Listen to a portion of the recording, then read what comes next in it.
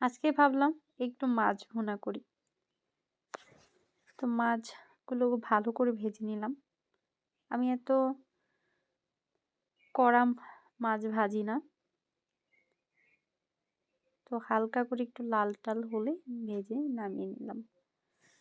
এই তো তারপর মাছ ভেজে ওই তেলেই জিরা ফোড়ন দিলাম।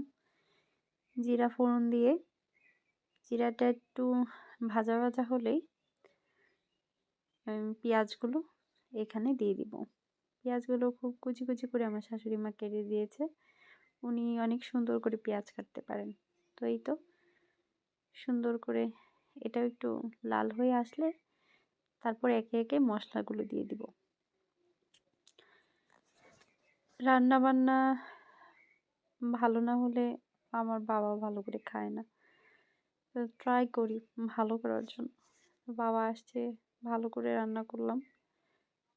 1 চামচ হলুদ দিয়েছি, 1 চামচ মরিচ, 1 চামচ ধনিয়া। লবণটা আমি আগেই দিয়েছিলাম, ওটা আমি ভিডিওটা আমার স্কিপ হয়ে গেছে। এই তো এখন এই মশলাগুলো দিয়ে ভালো করে কষিয়ে নেব। ভাত ডাল সব রান্না করা শেষ, শুধু মাছের ভুনাটাই বাকি ছিল। ভালো করে কষিয়ে নিয়ে তারপর ঝোল দিয়ে দিব। একটু একটু করে জল দিয়ে আমি মশলাটা খুব ভালো করে কষাচ্ছি। তারপরে যে কষিয়ে ঝোল টোল দিয়ে মাছ দিয়ে দিলাম। এই ছিল আমার রান্না। বাই।